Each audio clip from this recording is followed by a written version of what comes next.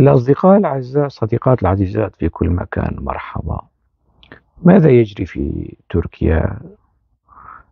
سؤال يطرح في سياقات مختلفة، ضمن البرامج الإعلامية وفي التقارير الصحفية، سواء في الإعلام العربي بخاصة، أو في الإعلام الإقليمي، أو حتى في الإعلام الدولي. لكن الموضوع في الإعلام التركي لا يناقش هذا الملف، وأقصد الملف الكردي، ضمن هكذا سياقات أو صياغات. هم يعلمون ماذا يجري في تركيا، لكن الكثير من المعنيين بالشأن، واللي بيقولوا عن أنفسهم خبراء في الشأن التركي أو قريبين من المشهد أو كذا، بالفعل تفاصيل الأحداث الأخيرة التي تشهدها الساحة الداخلية التركية عملت خضة وعملت حالة من المفاجأة، بحيث الكثير من السياسيين والمحللين يعني صاروا يجتهدون و في إعطاء أجوبة على هذا السؤال الرئيسي: ماذا يحدث في تركيا، أو ماذا يجري في تركيا؟ في هذا الفيديو سأحاول يعني قدر الإمكان تقديم صورة نوعا ما قد تبدو أيضا مفاجئة ومختلفة للكثيرين. وأنا غالبا ما تناولت قراءتي للمشهد التركي في مراحل مختلفة، يعني تناولت هذا المشهد بشيء من الاختلاف. هذا التناول المختلف، البعض يعني رأى فيه مبالغة، أنني أبالغ في تفاؤلي، أو أبالغ في تشاؤمي، أو أبالغ في انتقاداتي، أو أبالغ في، يعني هنالك حالة من المبالغة.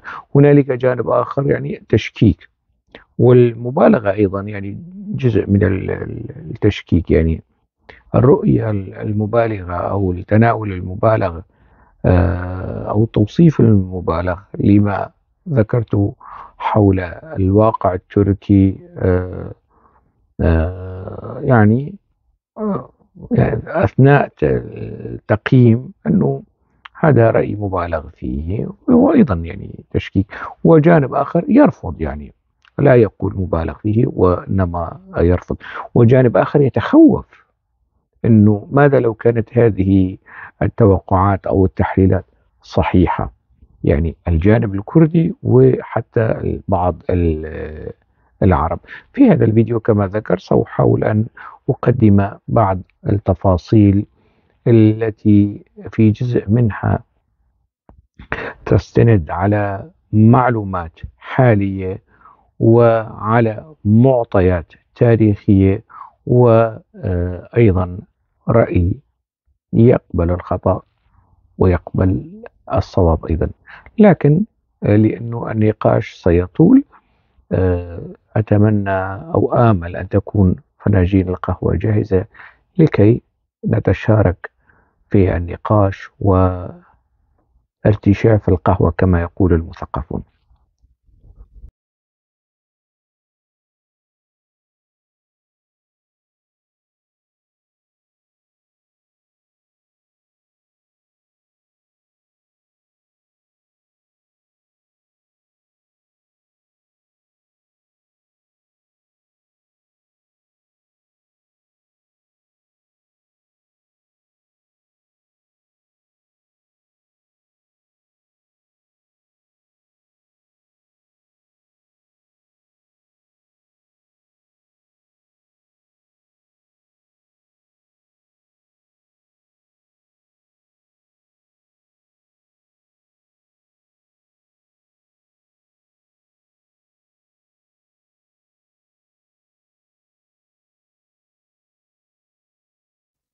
الوسط السياسي والإعلامي التركي يعج بالتصريحات الإيجابية فيما يتعلق بالواقع الكردي، فيما يتعلق بالشعب الكردي، حقوق الشعب الكردي، اللغة الكردية، العلاقة الكردية التركية، وجود الأكراد في تركيا، وجود الأكراد في السلطنة العثمانية. هذا الجو الإيجابي يشبه إلى حد ما تلك الأجواء التي كانت موجودة في سنة 2009 2010، عندما كان الرأي العام التركي يتابع عن كثب وعن قرب الانفتاح الكردي، مشروع الانفتاح الكردي اللي أطلقه أردوغان، بعدين سماه الانفتاح الديمقراطي، وسع الدائرة شوي. ولكن حدثت يعني ذلك الانفتاح وصل إلى 2011 وتعطل، ثم عاد مرة أخرى إلى 2013 وتعطل، وها نحن بعد عقد ونيف تقريبا من 2013 ل 2024، يعني 11 سنة تقريبا. فتلك الأجواء عادت إلى تركيا، الأجواء الإيجابية، الأجواء اللي تحاول تأسيس لما يمكن توصيفه بالثقة أو بالطاقة الإيجابية، لأنه تركيا على امتداد قرن، أجيال، يعني 3 4 أجيال منذ تأسيس الجمهورية في عام 1923 وحتى وقت قريب، يعني على امتداد قرن من الزمن. آه، النخب التركية والوعي التركي، الوعي الاجتماعي والوعي السياسي كان معبأ ضد الكرد، ويختلف في تفاصيل. والوعي التركي اليساري والإسلامي القومي والعلماني كل التنويعات هي تختلف في بعض التفاصيل، لكن تتفق في إنكار شيء اسمه الشعب الكردي، مناهضة شيء اسمه شعب كردي أو اسمه أكراد حتى ولو في الأرجنتين. في 56 الرئيس المصري الراحل جمال عبد الناصر منح الأكراد فرصة بث إذاعي باللغة الكردية. كان بيشتغل عز الدين مصطفى رسول والرئيس العراقي السابق فؤاد معصوم في تلك الإذاعة في سنة 56 57، تلك الفترة هي نص ساعة باللغة الكردية في مصر. طبعا مصر لها جانب مهم، يعني حتى على يعني الصحافة الكردية بدأت في مصر عام 1898 على يعني العائلة مدحت مقداد بدر خان، أيضا بدأت في مصر. هذا لا حديث آخر يعني. لكن في تلك الفترة الأتراك اعترضوا، ومن كان يحكم تركيا؟ كان يحكم تركيا عدنان مندرس، زعيم الحزب الديمقراطي. عدنان مندرس حدث يعني انقلاب عسكري عليه عام 1960 وأعدم. لكن عندما كان عدنان مندرس على السلطة في السلطة وبقي يعني بحدود عقد من الزمن، يعني حكومة عدنان مندرس وقت ذاك اعترضت في الخمسينات، يعني منتصف الخمسينات تقريبا، على البث الكردي في الإذاعة المصرية نص ساعة. وماذا كان يعني يعني مبرر ومسوغ الاعتراض؟ انه البث الكردي في الإذاعة المصرية في مصر يحرض على الانفصال ويستهدف الأمن القومي التركي. تصوروا يعني من ذلك الوقت، ويعني أكثر الديمقراطيين في زعيم الديمقراطيين هذا انشق عن حزب الشعب الجمهوري، انشق عن حزب مصطفى كمال أتاتورك وإسمت أنونو، وشكل حزب وبالانتخابات استلم السلطة. هذا يعني المعتدل والديمقراطي كان يمقت ويكره شيء اسمه لغة كردية أو بث كردي باللغة، بث إذاعي باللغة الكردية في مصر وقت ذاك.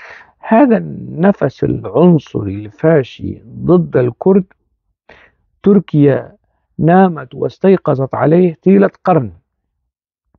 وبالتالي الكلام الإيجابي الموجود حاليا وهو كلام جميل جدا، ويعني تأخر. هذه حقائق. يعني تركيا أو النخب التركية عندما يتحدثون عن العلاقة الكردية التركية، دور الأكراد في تأسيس الجمهورية التركية، دور الأكراد في السلطنة العثمانية، في السلطنة السلجوقية، كل هذه تفاصيل تاريخية كانت مغيبة عن ال ال ال الأتراك في مناهج التربية والتعليم، في الإعلام، في كثير من التفاصيل. الأكراد في تركيا كانوا غير موجودين، يقال لهم أتراك الجبال. وبالتالي الإعلام عندما يتناول الكرد والوجود التاريخي بإيجابية، هذا يعني أقل ما يقال فيه خطوة في الاتجاه الصحيح، حتى ولو كانت خطوة متأخرة جدا جدا جدا جدا. لكن يمكن البناء على هكذا خطوات، يعني خطوات تبعث على التفاؤل. طبعا هنالك يعني هذا التفاؤل مشوب بالحذر. لماذا؟ لأنه مصطفى كمال أتاتورك أيضا قال للكرد نفس ما يقوله دولة باقشالي ورجب طيب أردوغان وزعيم حزب الشعب الجمهوري وكل هؤلاء. قال يعني وأبرم اتفاقات مع الكرد على أساس أنه هذه الجمهورية الفتية الوليدة يعني المتبقي من السلطنة العثمانية هي دولة الكرد والترك معا. لكن عندما استتب الأمر لمصطفى كمال أتاتورك وضمن الدعم الدولي وأطاح باتفاقية سيفر ورسخ وكرس اتفاقية لوزان، انقلب على من؟ انقلب على حلفائه الأبرزين وهم الكرد اللي ساهموا في تأسيس الجمهورية التركية. الآن اعتبارات كثيرة تجعل تركيا تستيقظ على هذه الحقائق التاريخية وعلى هذا الغبن والظلم التاريخي اللاحق بالكرد من الدولة التركية، ومحاولة ترميم الأوضاع. هذه الاعتبارات منها اعتبارات شخصية، منها اعتبارات حزبية، منها اعتبارات اقتصادية، ومنها اعتبارات تتعلق بالأمن القومي التركي. لنأتي من الاعتبار الأخير، أو دعوني يعني قبل الحديث حول جملة الاعتبارات هذه المراجعة، إنجاز التعبير، المراجعة النقدية ومحاولة إصلاح التلف التاريخي في الوعي التركي فيما يتعلق بالكرد. هذا الإسفاف والإنكار والإمحاء وكل هالتفاصيل والإبادة السياسية والثقافية للكرد في تركيا. الآن النخب التركية الحاكمة والمعارضة تحاول ترميم ما أتلفه أجدادهم. هذا شيء جدا إيجابي ومرحب به، ويعني اعتراف بالحقيقة، واعتراف بالحقيقة يعني مقرون باعتراف بالباطل الذي ارتكبوه، بالظلم والغبن الذي ارتكبوه بحق شركائهم في الوطن الأكراد. هذا الدرس للنخب المعارضة في سوريا، للنخب المعارضة في تركيا، عفوا في العراق، وللنخب الحاكمة أيضا في هذين البلدين. هذا الدرس للإيرانيين أيضا، يحاولوا أن يعيدوا النظر في علاقتهم غير المريحة غير السوية والظالمة للكرد. إذا كانت دائما أثناء النقاش مع الأصدقاء العرب في المعارضة السورية، يقولون نحن مع الدولة الكردية لكن تركيا ترفض. نحن مع حقوق الأكراد حتى في حق تقرير مصيرهم، لكن تركيا ترفض. الآن تركيا، نحن يعني نحاول أن نعترف بالشعب الكردي في الدستور السوري، لكن تركيا ترفض. وبالفعل تركيا يعني كانت ترفض حل القضية الكردية في العراق. يعني التسوية ما بين أكراد العراق ونظام صدام حسين وصلت إلى مرحلة متقدمة. في فترة من الفترات الأتراك تدخلوا واعترضوا، ويعني نسفوا ذلك التفاهم بين كرد العراق ونظام صدام حسين في الثمانينات على ما أعتقد. وبالتالي هذه المراجعة ينبغي أن تكون درس للنخب الثقافية والسياسية السورية، لأنه الآن الأتراك بما هم عليه هم في مرحلة متقدمة، قياسا بالنخب السورية، سواء في خندق النظام أو في خندق المعارضة. بمعزل عن حزب العمال الكردستاني، يعني الآن تركيا تعترف بحقيقة شعب، بمظلومية شعب، بأحقية شعب، بشراكة شعب اسمه الشعب الكردي في تركيا. يعني تقول ما تقوله عن حزب العمال الكردستاني إرهابي، يحاولون إنهاء ملف الإرهاب. هذا يعني لا أحيانا بعض أنصار حزب العمال الكردستاني يقولون تركيا غير جادة، بدليل أنها ما زالت تتهم حزب العمال الكردستاني بالإرهاب. إذا توقفت تركيا عن اتهام حزب العمال الكردستاني بالإرهاب، لن أتوقف أنا باتهام حزب العمال الكردستاني بالإرهاب. لماذا؟ لأنه سندي في ذلك كتب أوجلان، سندي في ذلك المرجعية الأيديولوجية والعقائدية لحزب العمال الكردستاني، وكتب أوجلان تتحدث عن جرائم وفظائع وإرهاب وعصابات داخل حزب العمال الكردستاني. هذا هو سندي. يعني أنا لا أفتري، لا أتبلى على هذا الحزب. عندما نقول أن حزب العمال الكردستاني جماعة إرهابية، فتاريخ الحزب، أحداث الحزب، تفاصيل الحزب، أنا سندي ليست أوروبا ولائحة المنظمات الإرهابية، والحزب يستحق أن يدرج في لائحة المنظمات الإرهابية.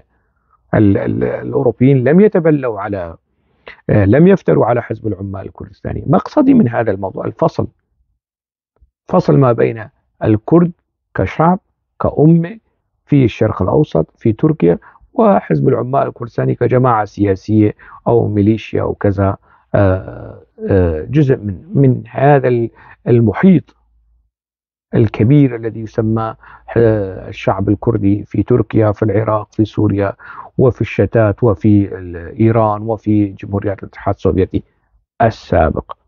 الأتراك الآن يعني يفصلون في هذا الخصوص، يتحدثون عن بطولات الكرد بالتوازي عن حديثهم عن حزب العمال الكردستاني كمنظمة إرهابية.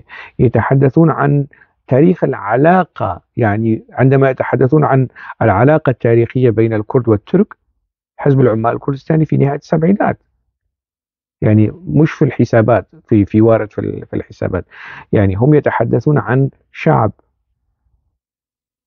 كان موجودا وسيبقى موجودا، لكن الحزب زائل.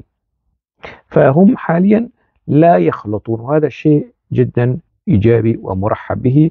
وأتمنى في هذا التفصيل أيضا أن يأخذ العرب درسا من الأتراك، أن لا يخلطوا بين حزب العمال الكردستاني والشعب الكردي. ما في يعني أحيانا بعض المعارضين يحسبون نفسهم عن المعارضة، وطبعا أنا لا أعمم يعني لكي لا نظلم. البعض يعني يتهم الأكراد، يعني ما الإدارة الذاتية وقسد ومسد على أنه أكراد مش أكراد، هذا تفصيل سياسي، مش كل الكرد. وأنه ال- الحزب يمارس سياسة التكريد، لا. يعني حزب العمال الكردستاني وقسد ومسد وبيد لم يعلم عربيا واحدا اللغة الكردية وقواعد كتابة اللغة الكردية خلال العشر سنوات كلها. ماذا يعني؟ أنا أعلم يعني أو أعرف الكثير من الأخوة العرب أخوال أكراد، وأعرف الكثير من الكرد أخوال من العرب. ومسألة العلاقات الاجتماعية والمصاهرة وهي مسألة يعني قديمة، قدم الوجود الكردي والعربي في منطقة الشرق الأوسط. حزب العمال الكردستاني لا يسعى إلى تتريك، عفوا تكريد الرقة ودير الزور أو المناطق العربية، لا، هو يسعى إلى أدلجة و... أو باتشت، يعني من الآبوتشي أو من يعني جعلهم أوجلانيين وليسوا أكراد.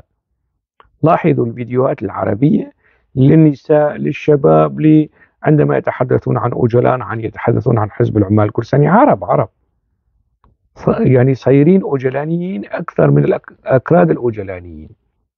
عملية غسل الأدمغة هذه، هذا ليس تكريدا، هذا ليس تكريدا، هذا جعلهم بككيين، جعلهم أوجلانيين، جعلهم آبوتشيين. هذا أيضا ينبغي أن يكون واضح في هذا الخصوص. الكرد لا يتحملون سياسات تحويل البيئة العربية في الرقة والدير الزور والحسكة أو حتى في القامشلي إلى بيئة أوجلانية مش كردية. متى يمكن أن نتحدث عن مسائل التكريد؟ طبعا أنا أتحدث بهدوء، ومش قضية التقليل من انتهاكات قسد ومسد، لكي لا تحملوا الأكراد وزر هذه الجماعة التي أساءت للكرد وللقضية الكردية في سوريا وفي تركيا وفي كل مكان. إذن التعامل التركي حاليا مع الوجود التاريخي محاولة مراجعة لكل الموروث الإنكاري العنصري الفاشي. يعني ينبغي أو يفترض أن يكون درسا للنخب العربي اللي كان بيتحسس من كلمة الشعب الكردي في سوريا. ينبغي أن يأخذ الدروس الآن من الأتراك اللي كان بيتحسس من القضية الكردية في سوريا. ينبغي أن يأخذ الآن درسا، وأغلب هؤلاء مرجعيتهم تركية، يعني في المعارضة السورية سواء في الائتلاف أو حتى داخل خارج الائتلاف، مرجعيتهم بطريقة أو بأخرى سند فيما يتعلق بإنكار الحقوق الكردية والوجود الكردي وكل التفاصيل المتعلقة بالمشهد بالملف الكردي، كان سند تركي. الآن يعني عندما يرون أنه الأتراك يراجعون كدولة ونخب ومعارضة وسلطة، يراجعون هذا التاريخ المكتوب بحبر الزيف والعنصرية والفاشية، يراجعونه ويحاولون تطيب خواطر الكرد وتطمينهم حتى ولو على المستوى النظري. هذا شيء إيجابي. الآن يفترض أن النخب العربية هي أيضا على المستوى الفردي أو على المستوى الجماعي أن تعيد النظر في الكثير مما ورثته من البعث، مما ورثته من الأتراك أيضا.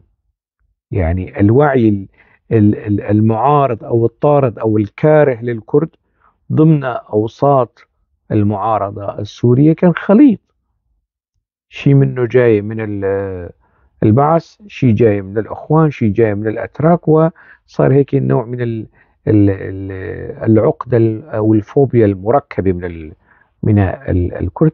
أعتقد أنه هذا ما يحصل في تركيا هو درس يعني من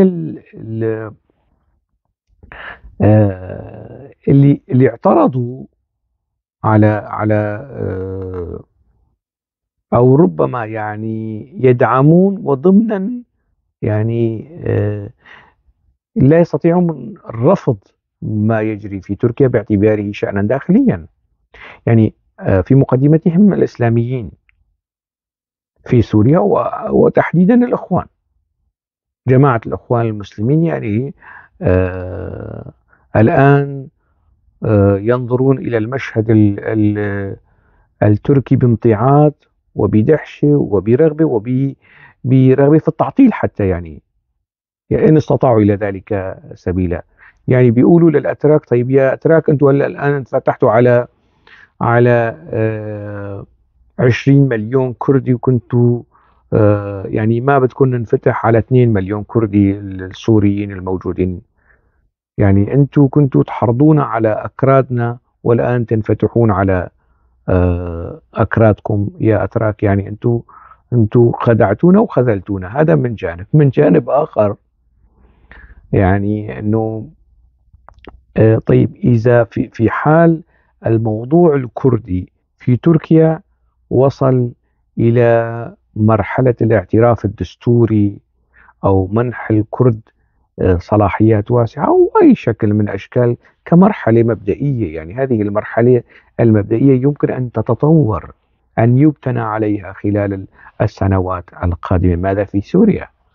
ماذا عن سوريا؟ ماذا عن المعارضة التي بقت يعني تتعامل بشكل يثير الشبهة والريبة فيما يتعلق بالموضوع الكردي؟ ما تعاملوا مع هذا الموضوع بصميمية وجدية، وقعوا على وثائق، لكن دائما كان يعني النظرة للكرد وللوجود الكردي نظرة شك وريبة.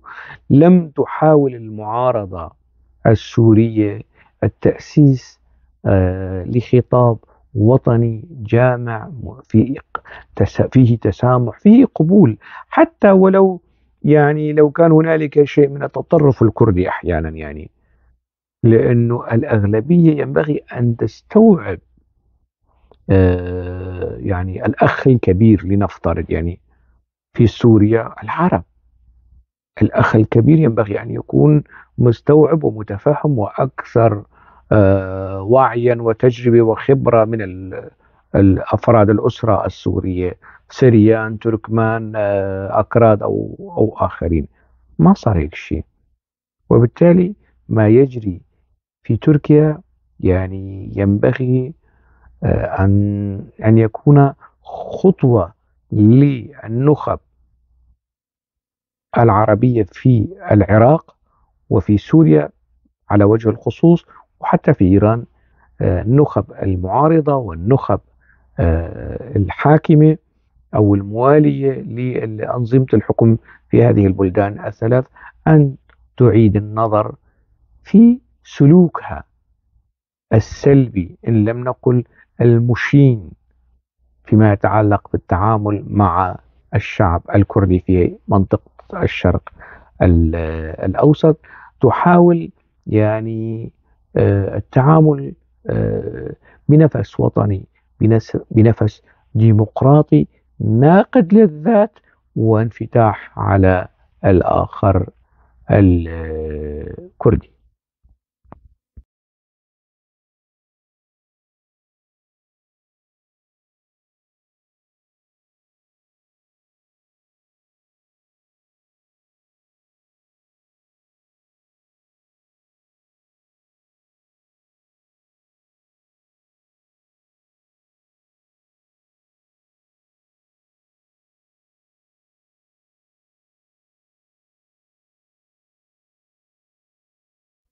هذا المقال أنا كتبته آه، في شهر أيلول، 10 أيلول، أو صدر المقال في 10 أيلول 2009 عندما كنت هاربا من بلدي سوريا نتيجة ملاحقة المخابرات الجوية، كنت موجود في تركيا.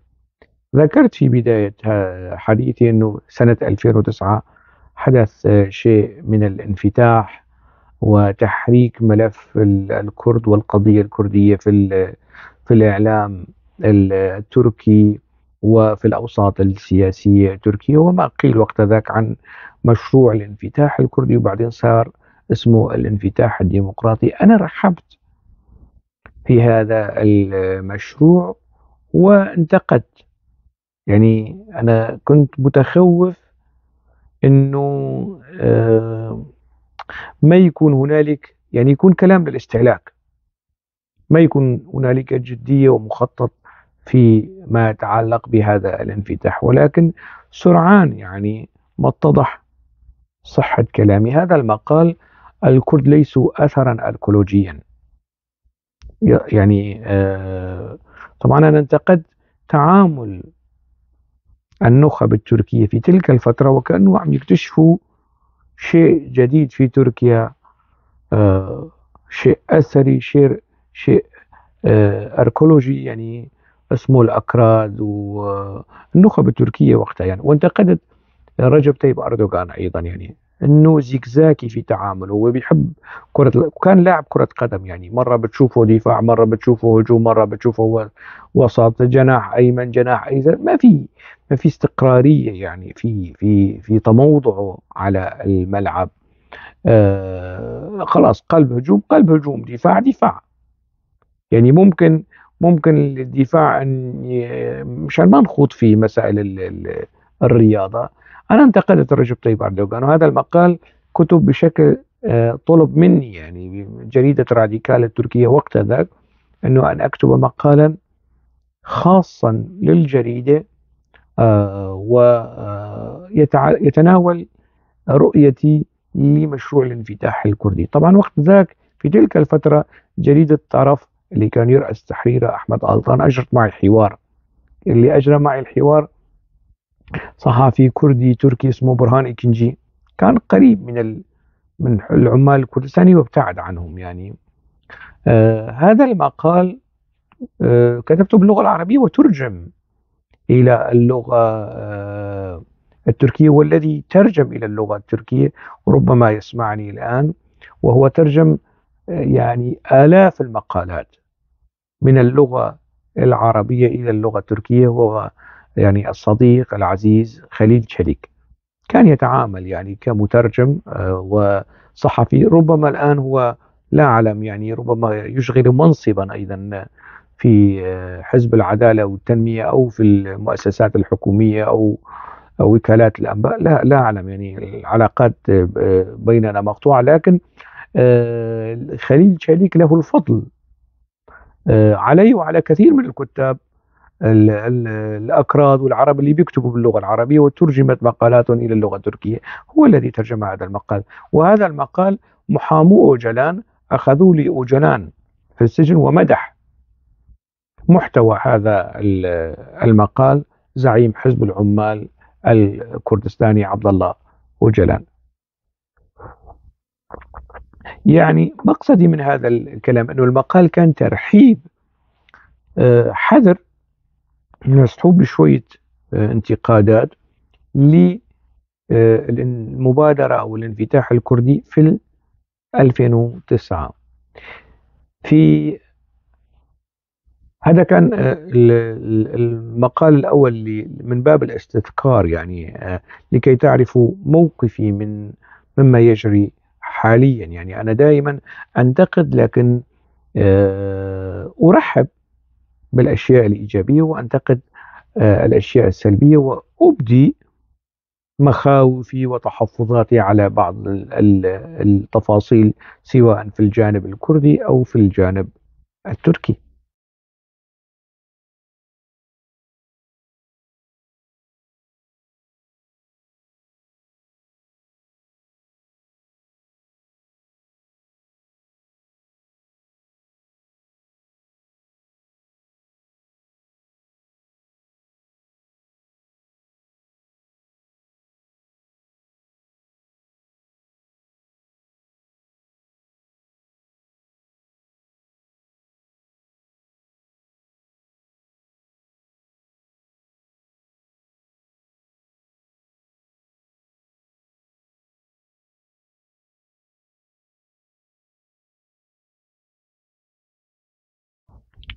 هذا أيضا مقال نشرته صحيفة الحياة في 11 يناير 2013.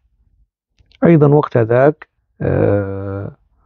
يعني كان هنالك حديث كبير وطويل عريض ومهم عن مفاوضات تجري بين حزب العمال الكردستاني في أوسلو، في إمرالي، في قنديل، ووصلت إلى مرحلة متقدمة. أنا أيضا كتبت مقال مرحب لتلك الفترة، لأنه أنا مع الحل، أي حل في تركيا من شأنه إيقاف الحرب وإزهاق الأرواح وتدفق الدماء الكردية والتركية، أنا معه من حيث المبدأ، مع الحلول السلمية. لكن هذه الحلول السلمية في تصوري هل ترقى إلى يعني أو هل يعني مطالب واستحقاقات وحقوق الشعب الكردي، هذا موضوع آخر، مسألة أخرى. يعني نتفق نختلف في بعض التفاصيل، لكن أنا مع الحل، أنا مع نزع فتيل السلاح والبارود وأن البنادق تسكت وتخرس والعقول تتحدث. في 2013 كتبت هذا المقال وكنت جدا إيجابي في هذا الخصوص. عنوان المقال: نوبل للسلام تنتظر أردوغان وأوجلان. وأيضا هذا المقال ترجم إلى اللغة التركية وننشر يعني. واللي ترجم المقال أيضا الصديق العزيز الصحفي التركي اللي من أصول كردية من منطقة عنتاب، اسمه خليل شليك. وبهذه المناسبة يعني أتوجه له بالتحية، ولن أنسى يعني مجهوده في الترجمة، في هذا جهد تنويري، جهد تنويري إصلاحي، أن ننقل أفكار الآخرين إلى لغة الأتراك، إلى العقول التركية، لربما يعني تحدث يعني شيئا من الاختراق. في هذا المقال أيضا يعني ما زلت أقول يعني احتمال إذا تكللت هذه، طبعا إذا شرطية غير جازمة، يعني إذا تكللت المساعي التركية الحالية بالنجاح ويصل الكرد والترك إلى تفاهم ينهي قرن من الإنكار والعنصرية والحرب والمجازر، كل هذه التفاصيل، أردوغان يستحق يعني أن جائزة سلام، في حال كان هنالك جدية وتكللت هذه المساعي بالنجاح المأمول. أوجلان يعني نضعها بين قوسين يعني وتحت الاسم خط، هل يستحق جائزة نوبل للسلام أم لا، هذا موضوع آخر. لكن في تلك الفترة في 2013 يعني التحمس للسلام وقت ذاك جعلني أنا أقول أنه نوبل للسلام تنتظر أردوغان وأوجلان. والمقال كما رأيتموه يعني أنا استشهد بهذا المقال من باب توثيق الموقف. وهذا الفيديو أيضا سيكون تتمة لتوثيق موقفي مما يجري في تركيا. طبعا الكثيرين يتحدثون ويفتون ويتكلمون في هذه التفاصيل، منهم من يعني بالفعل لديه إلمام ودراية بتفاصيل الأمور، ومنهم من يلقون الكلام هكذا كيفما اتفق دون يعني أن يكون لديهم تلك، قد يكونون مطلعين على تفاصيل المشهد التركي لكن غير يعني مطلعين تماما على تفاصيل المشهد الكردي وتحديدا حزب العمال الكردستاني. وبالتالي الرؤية التي يطرحها الكثيرين أو الكثيرون تبقى مشوبة بالقلق وبالتخبط أحيانا وبالعشوائية يعني بحاجة إلى المزيد من التمعن والتمحص والتحري في تفاصيل هذا الملف. بالعودة إلى الاعتبارات التي ذكرتها، يعني الاعتبارات الأمنية والاقتصادية والسياسية لتدفع والشخصية التي تدفع رجب طيب أردوغان لطي هذا الملف. يعني مصطفى كمال أتاتورك بدأ الحقبة الجمهورية بمجزرة، بإبادة للنخب الكردية ولانتفاضة كردية ولتمرد كردي مسلح نشأ لأنه مصطفى كمال أتاتورك تنصل من وعوده للأكراد. هلأ الكثير من الأتراك وحتى من بعض الأكراد يحاولون أن يقللوا من شأن انتفاضة الشيخ سعيد بيران على أساس أنه هي انتفاضة كانت تريد إعادة دولة الخلافة، وهذا كلام غير صحيح. لأنه الشيخ سعيد بيران كان مجرد واجهة لهذا التمرد، كان خلف هذا التمرد وهذه الانتفاضة جماعة سياسية كردية مسلحة، حزب، جمعية سياسية، نخب كردية تعيش في كردستان وتعيش في اسطنبول وقت ذاك. يعني مش قضية انه والله ما كان هم الأكراد وقت ذاك تعود تركيا إلى دولة الخلافة ولا لا تعود إلى دولة الخلافة. الموضوع ما كان هيك.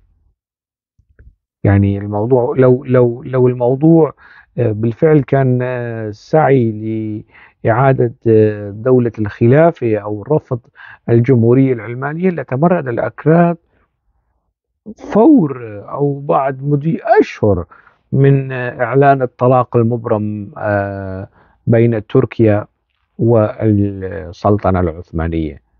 ما صار هيك شيء. يعني المهم حتى أوجلان لكي ينتقص من القيمة التاريخية ومن القيمة السياسية لهذه الانتفاضة، وطبعا هو يتقاطع في هذه الجزئية مع القوميين الأتراك، أنه لا، الانتفاضة التي صارت في 1925 كانت قبلية ومناطقية. مش صحيح هذا الكلام.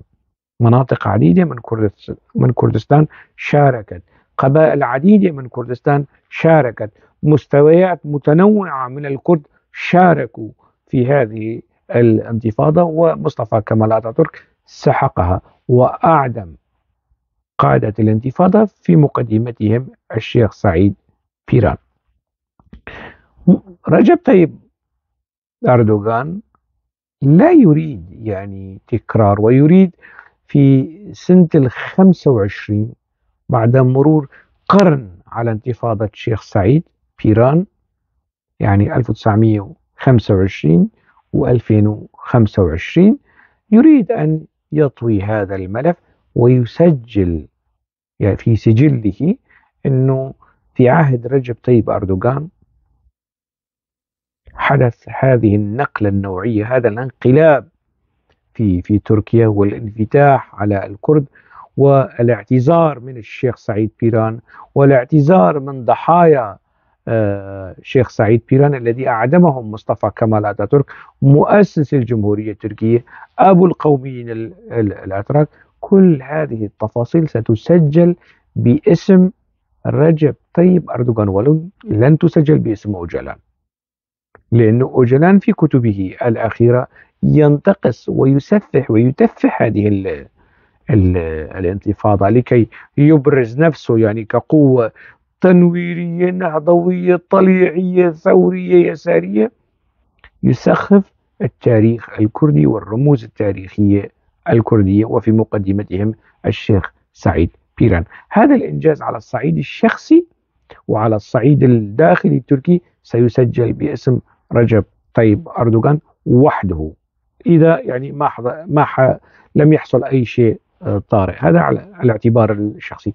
اثنين، شعبية حزب العدالة والتنمية قلت، وشعبية أردوغان أيضا قل. عندما وأردوغان يرى في مرتين، يعني أنه الأصوات الكردية إذا ذهبت إلى رجب طيب أردوغان سترفع من شأنه وتعزز فرصه في فترة رئاسية أخرى مقبلة يستمر فيها. يعني إذا لم يستلم رجب طيب أردوغان يعني أو لم تمدد له فترة رئاسية أخرى، لربما هذه المساعي السلمية تتعطل وتنسف ونعود إلى المربع الأول، إلى الذهنية السابقة وإلى الأساليب والطرائق السابقة في تناول الملف الكردي. وبالتالي الآن أردوغان بحاجة إلى الصوت الكردي، بحاجة إلى المجتمع الكردي لكي يحافظ على نفسه ويحافظ على حزبه، حتى ولو كان الموضوع براغماتي محض فهو شيء إيجابي في الاتجاه الصحيح. حل المسألة الكردية سلميا والانفتاح على الأكراد وإجراء إصلاحات جذرية توثق الوجود الكردي في الدستور التركي، توثق الحقوق والمطالب والمكتسبات الكردية في الدستور التركي. هلا كثيرين أحيانا يتحدثون بشكل ببغائي، هناك قناة تلفزيونية، هناك راديو، وكالة أناضول، هنالك قسم كردي. نعم، هذا لم يكن موجودا في الثمانينات، لم يكن موجودا أيضا. واللي بدأ الانفتاح كان الرئيس التركي الراحل تورغوت أوزال، أبو الإصلاح التركي، أبو الاعتدال التركي والليبرالية الاقتصادية والسياسية التركية هو تورغوت أوزال. يعني سيأتي اليوم اللي يعني يمنح هذا الرجل حقه، يعني سواء الأكراد أو الأتراك. وبالتالي كل هذه ما هو موجود صحافة وكتب دور نشر، هذا غير موثق، غير موثق، يعني شبه رسمي مش رسمي. في أي تأتي الآن الحكومة، أي حكومة أخرى، لنفترض أنه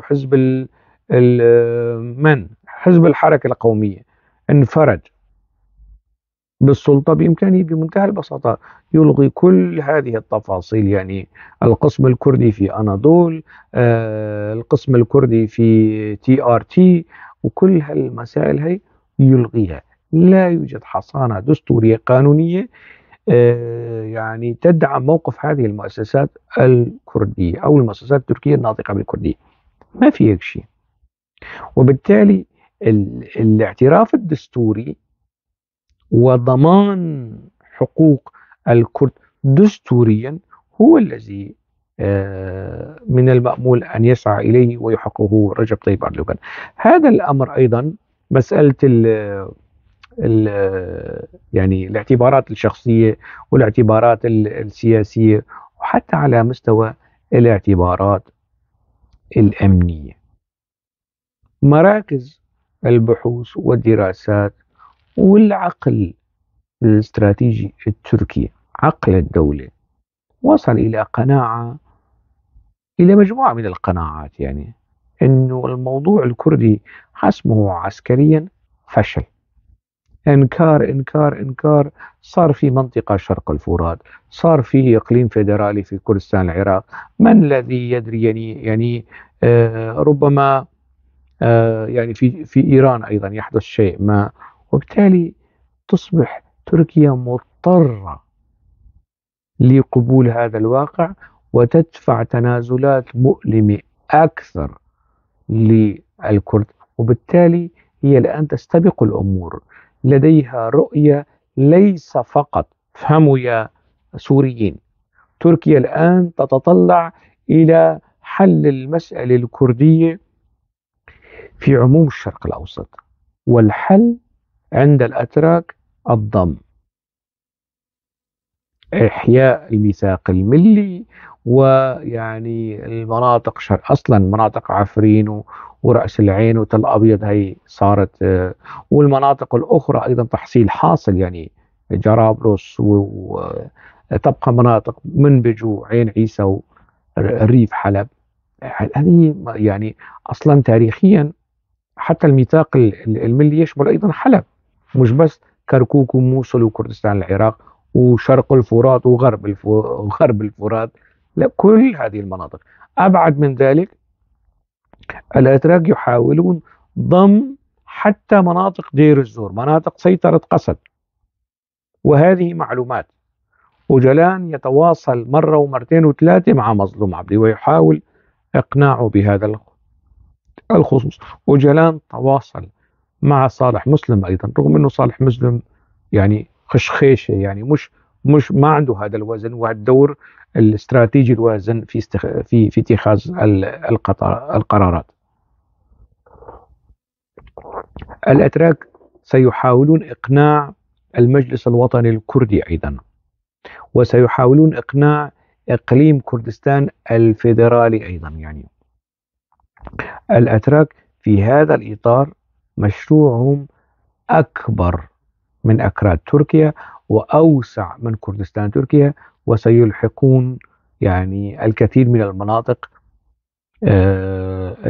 السورية كردية وعربية بتركيا، وسيستغلون الوضع الحالي يعني المتدهور يعني دوليا وإقليميا. يعني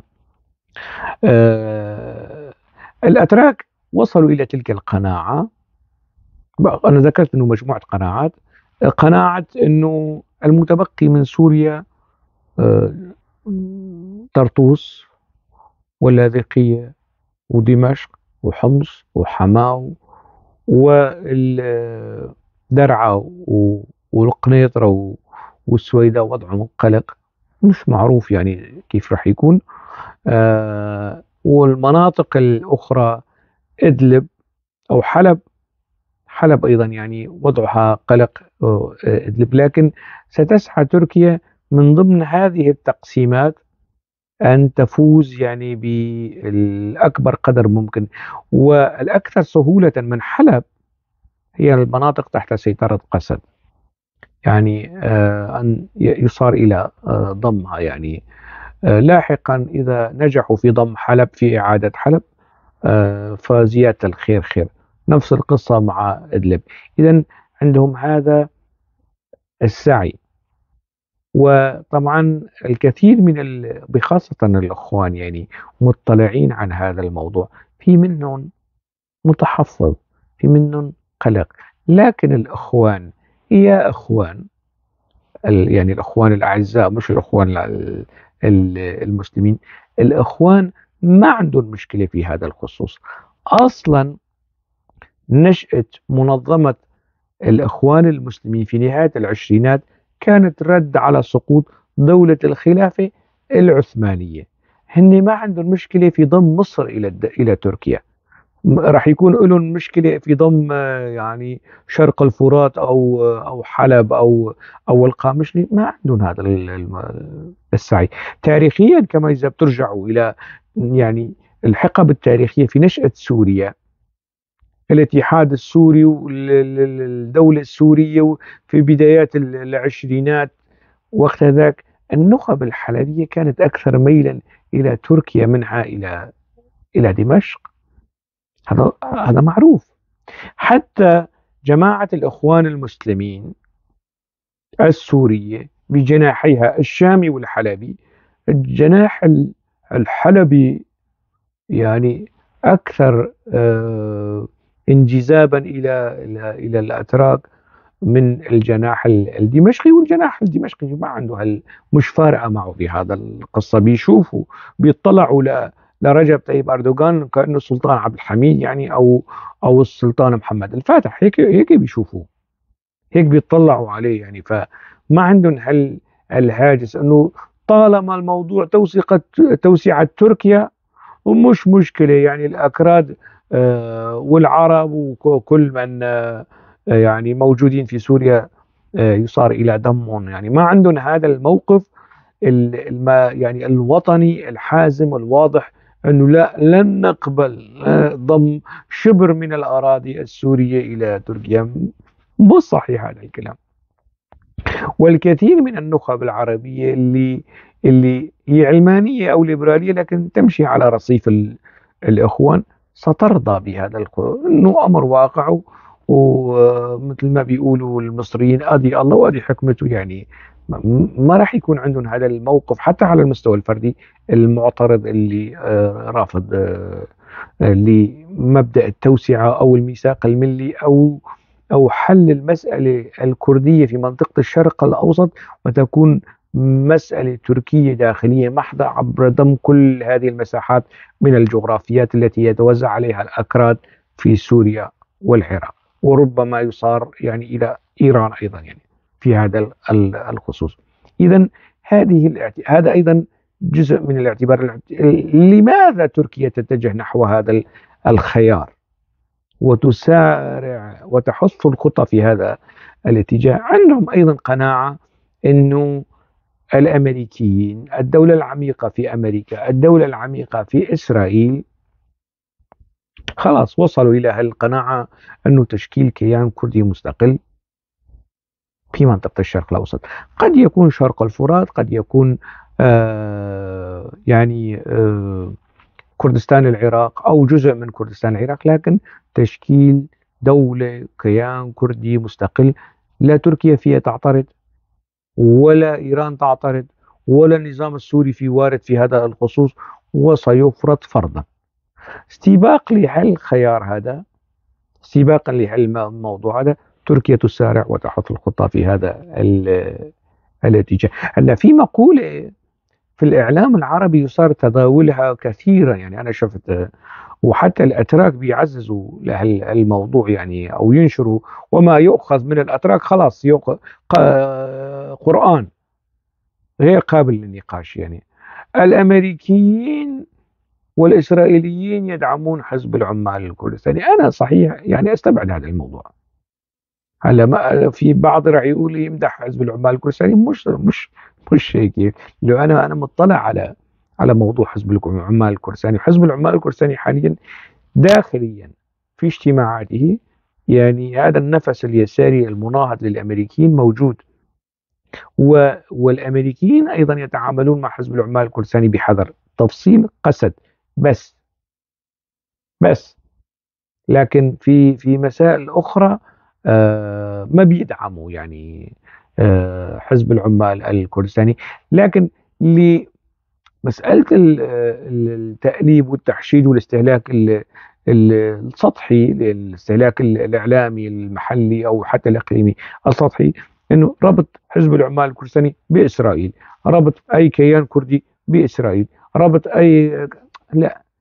الآن الأتراك صاروا يستشفون خطورة خطط مستقبلية لكيان كردي. طبعا ما راح يكون في حزب العمال الكردستاني جزء من هذا الكيان في حال يعني تأكدت مخاوف الأتراك. وبالتالي الأتراك قالوا ليش نخليها مسألة مخاوف صحيحة مش صحيحة، لا، نحن نسارع، نحن نحل القضية، نحن يعني ولا نكتفي بالشأن الكردي الداخلي، لا، نوسع ونضم. هنالك إمكانية. من يعترض على هذا الموضوع هو يعني قنديل، جبال قنديل. هلا هذا المخطط تركيا ستمضي فيه، وحسب المعلومات التي يعني وصلتني يعني مكان الإقامة الجبرية لأوجلان جاهز من زمان، وأوجلان سيظهر للناس. لكن الأتراك حاليا وفي اجتماعات مؤخرة يعني هلا في ناس راح يقول من وين لك هاي المصادر؟ لا تسأل الصحفي، لا تسأل الباحث عن مصادره، لأنه أنا إذا ذكرت هذه المصادر يعني تتعطل المصادر. أنت خذ هذا الكلام وزنه بميزان العقل والمعطيات يا أخي الكردي الفاضل وأخي العربي الفاضل. الله بيطلع لي مين، سمير متيني ولا كابان أبو الاستراتيجيات، يجي ويشكك ويناقش في هذه المسائل. المهم، فالأتراك في اجتماعاتهم الأخيرة وصلوا إلى تلك القناعة أنه جبال قنديل خلاص يعني مع إيران وضد، لفظا تقول نحن مع عبد الله أوجلان ومع القائد وما يختاره، الخيرة فيما اختاره القائد أوجلان والقصص والأكاذيب هي، لكن عمليا شيء آخر. قيادة الحزب في أوروبا منسجمة مع قنديل. جزء كبير من دام بارتي، حزب المساواة والديمقراطية والما بعرف شو، مع قنديل. وبالتالي تريثوا فيما يتعلق إخراج أوجلان من السجن ووضعه في الإقامة الجبرية أو السجن المنزلي، والسماح للإعلام في أنه يحكم معه.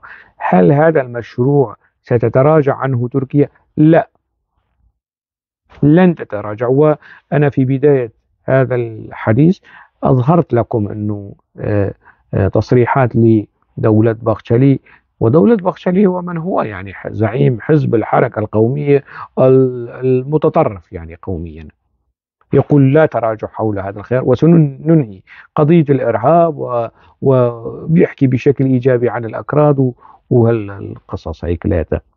الإعلام العربي أنا يعني بقدر المستطاع أتابع ما يقال في الجزيرة وما يقال في العربية، يعني القناتين الإخباريتين المهمتين، وما يقال في قنوات أخرى. قبل فترة شفت يعني في قناة الحوار في لندن اللي يديرها يعني ال-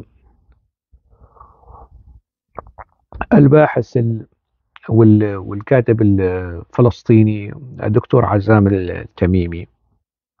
ويقال يعني يقال أنه عزام التميمي يعني عضو في التنظيم الدولي لجماعة الإخوان المسلمين. صح أو خطأ هذا موضوع آخر، يعني هي مسألة أخرى، يعني لا مش النقاش. لكن أنا تابعت جزء من ما يعني تلك الندوة أو الجلسة التي تناقش ما يجري في تركيا، ماذا يجري في تركيا، ماذا يحدث في تركيا. وهو طرح أكثر من مرة أنه حدا يعطينا تفاصيل عن المبادرة، ولو واحد من الموجودين بما فيهم الضيف التركي ما أعطى تفاصيل اللي أنا بحكيكم إياها هون، يعني في ما عندهم تفاصيل. وهو استمر يطرح، لأنه يطرح هذا التساؤل بمنطق الباحث، بمنطق أنه بده يفهم، بده يتحرى، بده يشوف يعني بناء على هذه الأشياء تبتنى مقتضيات يعني تتعلق بالوضع السوري، بالكثير من التفاصيل. يعني كيف يفكر الأتراك؟ يعني هنالك مساحة من الغموض لدى عزام التميمي فيما يتعلق بهالمبادرة وتفاصيل هذه المبادرة، وكرر طرح هذا الموضوع. يعني الموضوع يعني شو حوار، أنا شفت أنه كلهم إسلاميين بما فيهم الضيف الكردي. يعني ما في هذا التنوع في طرح الرؤى، وما في هذا. يعني أحمد رمضان شو له علاقة أحمد رمضان؟ يعني يعني الميزة الوحيدة فيه أنه عضو في الإخوان المسلمين بس.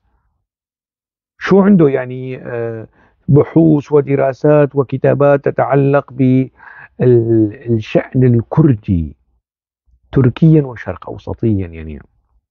فبالتالي ما الكثيرين من الذين يعني أدلوا واستمعت إلى جزء من أولا ما كان في يعني حوار، ما يعني الحوار بين مختلفين، يعني ما كان فيها الجانب الاختلاف الكردي كان بيطرح بعض الآراء وفيها شوي من التوتر والانفعال كمان.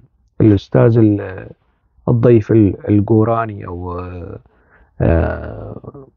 كان فيها نوع من الإصرار والتعنت. لكن الغريب في الأمر، الغريب وأنا لمسته من كلام دكتور التميمي، أنه اعتراضه على الكلام الجوراني، أنه أنت إذا أصريت على تسميات معينة تناقض الوعي والفهم لدى تميمي ولدى قطاعات من المثقفين العرب فيما يتعلق في الواقع الكردي في سوريا أو في العراق، فهذا ما له علاقة بالثقافة، ما له علاقة بالمعرفة، ما له علاقة بالفكر، ما له علاقة بالتنوير. أنا هكذا فهمت يعني. وكأنه الثقافة والفكر والتنوير محصور بفهم عزام التميمي للمسألة الكردية في سوريا وفي العراق. عاد ما يخالف ويعكر صفو هذا التصور هذا والفهم المغلوط طبعا ما يعكر هذا الصف هو خارج إطار ال- الحضاري والتنويري والمعرفي، واللي له علاقة بالثقافة والفكر. كل شيء متناغم ومنسجم مع توجهاتهم وهيك. والذي يشذ عن هذه القاعدة يشذ عن الفكر عن المعرفة هذا هو التصور يعني. هذا حكم القيم الإطلاقي، أنه لمجرد أنه كان هنالك عناد كردي لدى الضيف الكردي الجوراني في ويعني الكل يعني يعني حتى التميمي كان أكثر تركية من الضيف التركي اللي كان موجود. والضيف التركي كان مستمع جيد ولا يقاطع الضيف الكردي، بينما الثلاثة كانوا بيقاطعوا أو في أحيانا يقاطعون الجوراني، يعني اللي يمثل وجهة النظر الكردية الإسلامية. يعني على هيك فهمت انه هو يعني يأتي من خلفية إسلامية. انا ما بقول انه يكون يعني الضيف الكردي علماني، لكن على الأقل الضيوف الآخرين يكون هنالك تنوع. يعني ضيف تركي سواء كان إسلامي مش مشكل، لأنه الحكومة إسلامية أو محافظة. الضيفين الآخرين يعني يكونوا من بيئات فكرية متنوعة، بيئات وخاصة أنه نحن بنناقش المسألة الكردية في تركيا، أو البرنامج كان بيناقش.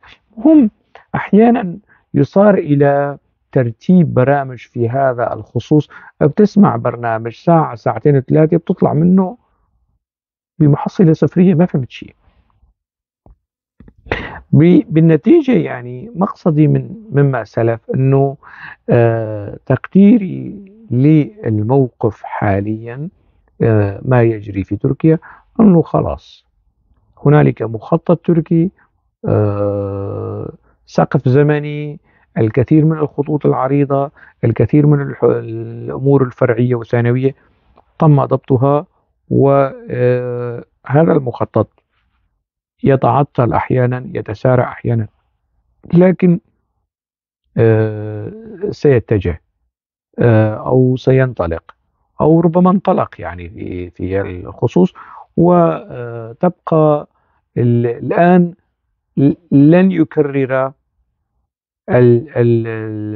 النظام التركي الأسباب السابقة التي كانت تؤدي به إلى إبطال الحوارات أو إيقاف المبادرات. أنه حزب العمال الكردستاني هجم على أتراك، حزب العمال الكردستاني عمل عملية إرهابية في أنقرة واسطنبول، قتل جنود أتراك هنا. ما عاد في شيء من هذا الكلام. لا، الحرب على أو العمل العسكري مع حزب العمال الكردستاني سيبقى مستمر إلى أن يلقي السلاح. والإصلاحات المتفق عليها مع أوجلان، بوجود أوجلان أو بدون وجود أوجلان، سوف تستمر في هذا الإطار. وأعتقد أنه ولو أنه الحديث طول شوي، لكن حديث مهم وشأن مهم ومتفجر كالشأن الكردي في تركيا وسوريا والعراق وإيران يستحق يعني وقفات متأنية وتصورات وأفكار خارج الصندوق، خارج المألوف، خارج ما هو موجود لدى عزام التميمي وأحمد رمضان. هذه التصورات الموجودة أو المكررة والمغلوطة عن الواقع الكردي والتاريخ الكردي والدور الكردي والمظلومية الكردية في منطقة الشرق الأوسط، سواء في سوريا أو العراق أو إيران أو تركيا. أكتفي بهذا القدر على أمل الحديث في ملفات أخرى وقضايا أخرى، وربما هذا الملف أيضا. دمتم بألف خير.